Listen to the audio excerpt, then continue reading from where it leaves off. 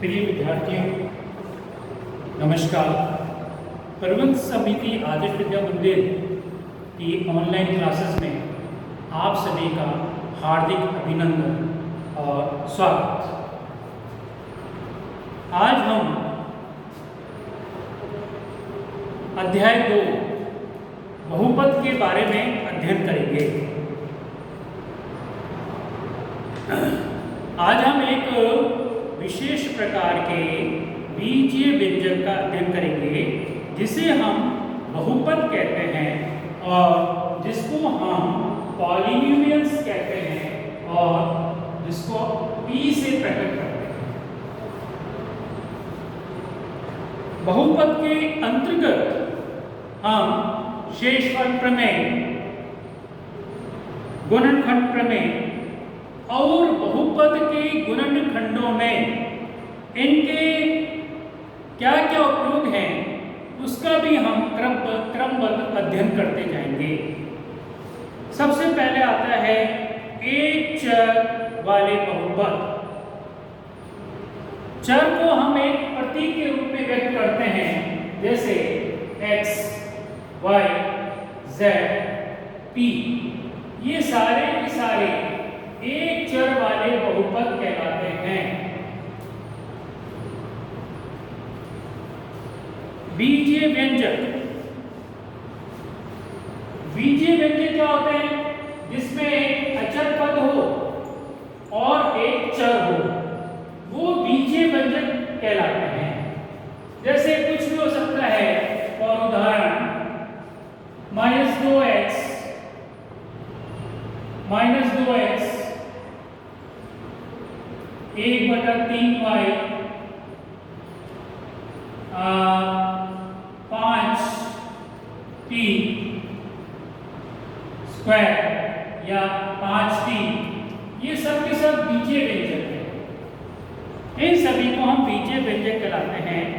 हम जो ये जो व्यंजक में अचर पद है उसको हम किसी भी अंक या इंग्लिश के अल्फाबेट A, B, C इत्यादि से भी हम प्रकट कर सकते हैं। माना व्यंजक AX है, BY है, CZ है। ये व्यंजक है AX, BY और CZ। अब इसमें अचर पद क्या होंगे? A होगा, B होगा, C होगा। इसमें अचर पद क्या होगा? यहाँ पर -2 है, यहाँ 1/3 है, यहाँ 5 है। अब हम एक कल्पना करते हैं एक वर्ग की, जिसकी प्रत्येक भुजा की लंबाई a एकक है। एकक मतलब इकाई, a एकक है। वर्ग की चारों भुजाएं समान होती हैं और प्रत्येक कोण समकोण होता है, तो वर्ग की प्रत्येक भुजा माने कि a एकक है। तो वर्ग का क्षेत्रफल क्या होता है? भुजा का वर्ग। अब इसमें भुजा a है और ये भी a है, तो क्या हो गया? a² वर्ग 1। वर्ग का परिमाप होता है 4 इंटू भुजा, यानी कि 4 भुजाओं का योगफल जो होता है वो वर्ग का परिमाप कहलाता है। इसमें वर्ग का परिमाप होगा 4 एकक। अब हम आगे पढ़ेंगे कि एक चर वाला बहुपद क्या होता है। जिस बहुपद का चर एक हो, दूसरे चर उसमें समाहित नहीं हो, वह एक चर वाला बहुपद कहलाता है। जैसे ही व्यंजक देखिए, ये बहुपद देखिए, x⁻3 -x⁻2 + 2। यहाँ पर आप क्या देख रहे हैं? चर एक ही आ रहा है। x, यहाँ भी x आ रहा है, यहाँ भी x आ रहा है और यहाँ पर 2 है, यानी कि x की घात 0 है। और आपको ये पता होना चाहिए कि किसी भी अचर की घात या चर की घात 0 होती है तो उसका मान 1 के बराबर होता है। इसलिए हमने यहाँ पर x0 को प्रदर्शित नहीं किया है, तो यहाँ केवल 2 लिखा है। तो यहाँ पर चर केवल एक चर x है। इसी प्रकार हम p की घात को -1 में देखें तो यहाँ पर एक चर p है। अब है गुणांक की बात करें। गुणांक क्या होता है? यानी कि चर राशि का गुणा का अंक अब हम यहाँ देखें कि इस वाले बहुपद में जिसको हम px से व्यक्त करते हैं, p मतलब पॉलिनोमियल, पॉलिनोमियल को हम px से व्यक्त करते हैं। जिस चर के लिए लिख रहे हैं उसके लिए यदि y के पदों में लिख रहे हैं तो py, p के पदों में लिखना है तो pt, इसको हम pt से व्यक्त करते हैं क्योंकि t के पदों में है, इसलिए हम इसको p से व्यक्त करते हैं। इसको हम px से व्यक्त करेंगे तो इसी तरह से यहाँ पर चर x है, यहाँ पर चर p है। अब हम गुणांक देखें, यहाँ पर x की घात 3 में गुणा का अंक जो है कोई अंक नहीं है, इसलिए यहाँ x क्यूब का गुणांक 1 है, x स्क्वायर का गुणांक -1 है और x की घात 0 का गुणांक 2 है, तो x की घात 0 का गुणांक 2 है। इसी प्रकार से हम इसमें देखें कि t की घात 2 का गुणांक 1 है, यहाँ पर कोई भी संख्या नहीं है, तो t की घात 2 का गुणांक 1 होगा और t की घात 0 का गुणांक -1 होगा। इस प्रकार से हमने ये देखा कि बहुपद के प्रत्येक पद का एक गुणांक होता है। अब शून्य बहुपद क्या होता है? जिस चर का गुणांक 0 हो वह शून्य बहुपद कहलाता है। जैसे y की घात 2 - 6, इसमें y चर इसमें अतः y का गुणांक 0 होगा। उदाहरण देखें कि y² -6, तो यहाँ पर 6 जो दिया हुआ है, यहाँ y की घात तो दिया हुआ है 2, परंतु 6 के साथ कुछ भी नहीं दिया हुआ है। यहाँ भी 2 के साथ कुछ भी नहीं दिया हुआ था, यहाँ 1 के साथ कुछ भी नहीं दिया है, तो यहाँ पे 6 के साथ कुछ भी नहीं दिया है, तो यहाँ पर 6 गुना y की घात 0 लिखेंगे, तो y की घात y का गुणांक इसमें जो होगा वो 6 होगा। y का गुणांक इसमें क्या होगा? y का गुणांक y का घातांक 0 होगा। y का घातांक क्या होगा? इसमें y चर नहीं दिया हुआ है, तो यानी कि यहाँ पर y की घातांक 0 है।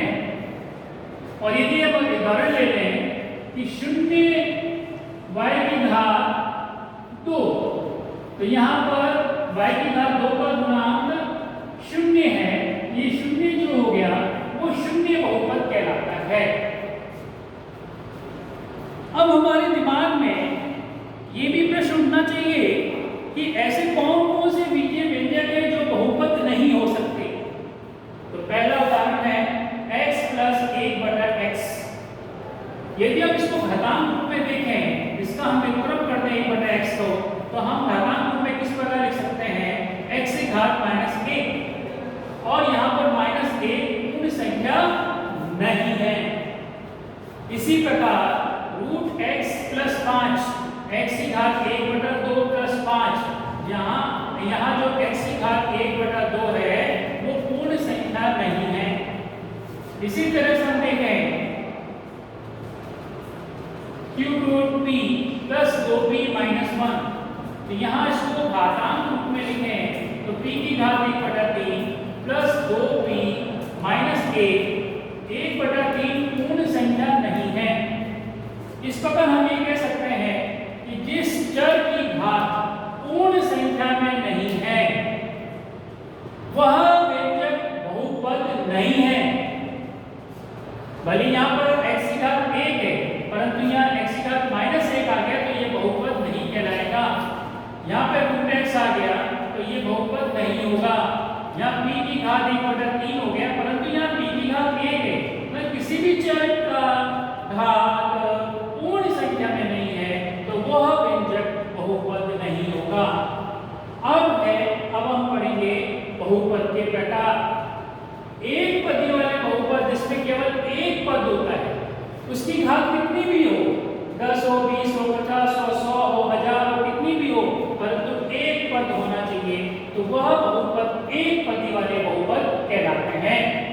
जैसे 2 की घात 2 x की घात 3 एक पदी बहुपद है, y एक पदी बहुपद है, -3s या s की घात 1 एक पदी बहुपद है, u की घात 5 एक पदी बहुपद है।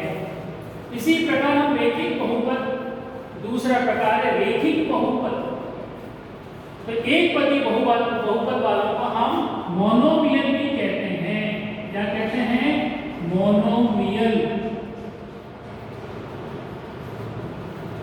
और हम इसको रैखिक बहुपद को हम लीनियर पॉलिनोमियल कहते हैं। Linear polynomial. इसी प्रकार से हम आगे पढ़ेंगे कि दो पदे वाले बहुपद कौन से हुए? दो पदों वाले बहुपद जिसमें दो पद हों।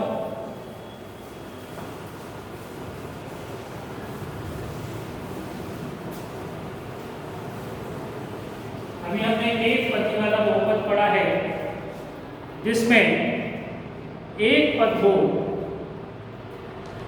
और दो पद वाले बहुपद हमने पढ़े हैं जिसमें दो पद हो। ये इसमें दो पद हैं, 2x + 4 3y - 1। और तीन पदों वाले बहुपद क्या होंगे? तीन पदों वाले बहुपद जिसको ट्राइनोमियल भी कहते हैं, जिसमें तीन पद हो। और एग्जाम्पल हम लिख सकते हैं, यानी कि किस रूप में होता है? ये ax² + bx + c के रूप में होता है, जहां पर a is not equal to 0। तो ऐसे कई उदाहरण हो सकते हैं, जैसे 3x² - 2x + a, दूसरा 3y² + 2, तीसरा 4b² + b + a। ये सारे के सारे तीन पदों वाले बहुपद है, जिसको हम त्रिघाती बहुपद भी कहते हैं। ट्रिपल पावर पॉलिनोमियल, दो घात वाले बहुपद, डबल पावर पॉलिनोमियल। अब है n घात वाला बहुपद। n घात वाला बहुपद क्या होता है?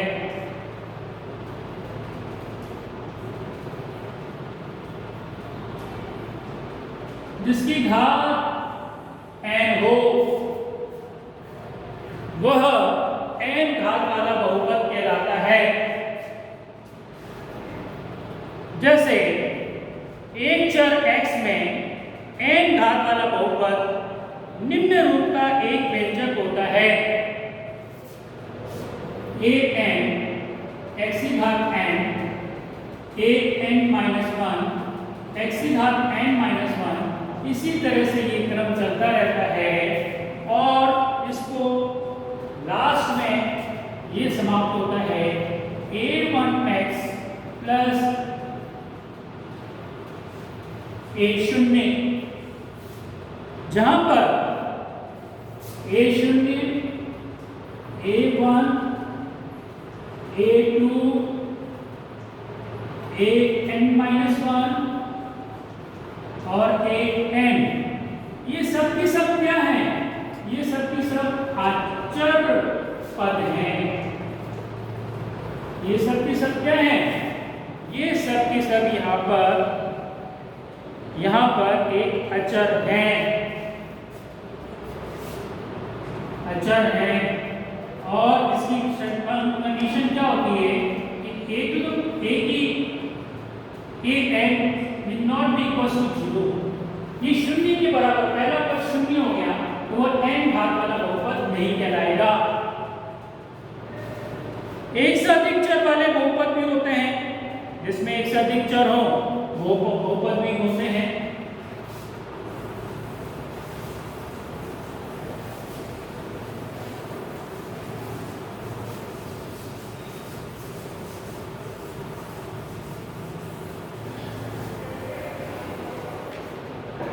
एक से अधिक चर वाले बहुपद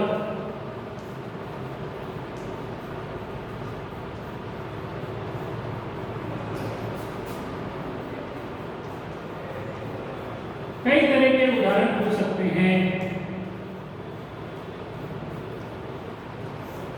जैसे for example P Q plus Q square plus R की घात 10 प्लस S4, कितना ही बड़ा हो सकता है, एक से अधिक चर वाले, यानी कि पी क्यू आर एस, ये भी एक तरह का बहुपद है। और भी उदाहरण ले सकते हैं, U Q plus B square minus W, ये भी एक चर वाला, एक से अधिक चर वाले बहुपद हैं। अब हम अंत में घातांक की बात करेंगे कि जिस व्यंजक में, जिस बहुपद में चर के अधिकतम घात वाले पद के घातांक को बहुपद की घात कहा जाता है। चर के अधिकतम घात वाले बहुपद की घात, बहुपद की घात, यहां पर हम देखेंगे x की घात 4 प्लस एक्स क्यूब माइनस 5, तो यहाँ पर अधिकतम घात क्या है, 4 है, तो बहुपद की घात कितनी हो गई, 4 हो गई। अधिकतम घात को देखेंगे यहाँ पर। दूसरा अपन ने देखा जैसे a की घात 2 प्लस a की घात हम 4 ले लें, a की घात 2, b की घात 3, a की घात 3, b स्क्वायर प्लस b की घात 2। अब यहाँ पर अधिकतम घात देखें किसकी है, या a की घात 4 है, या a की घात 2 डॉट b की घात 3, यानी कि जब दो घातें हैं, इन घातों को हम जोड़ देंगे, 2 और 3 कितनी घात हो गई, यहाँ पर 5, यहाँ पर भी 5 हो गई, तो यहाँ पर घात 2 हो गई, तो अधिकतम घात क्या हो गई इसकी, 5 हो गई। तो ये बहुपद की घात कहलाएगी। इसी तरह से और भी अन्य उदाहरण हम ले सकते हैं, कई तरह के उदाहरण हम ले सकते हैं, जैसे 5 y की घात 6 माइनस 4 y की घात 4 प्लस 2, तो यहाँ पर बहुपद की घात कितनी है, 6 है। तो इस तरह से हम घातों का भी निर्धारण कर सकते हैं। आज हम इतना ही पढ़ेंगे। आप सभी को बहुत बहुत धन्यवाद। आपका दिन अच्छा व्यतीत हो ऐसे हम आशा करते हैं, और जो अब तक की कक्षाओं में हमने पढ़ाया है उसकी नियमित पुनरावृत्ति करते रहिएगा, बार बार पुनरावृत्ति करते रहिए, जिससे आपको आगे भविष्य में किसी भी तरह की परेशानी न हो। अगली कक्षा में हम बहुपद का ही आगे अध्ययन करेंगे, बहुपद के बारे में ही। आज के लिए इतना पर्याप्त। जय भारत। कब बंद हुआ, कब बंद हुआ, फोन ओवर हीटिंग हो गया, कब बंद हो गया।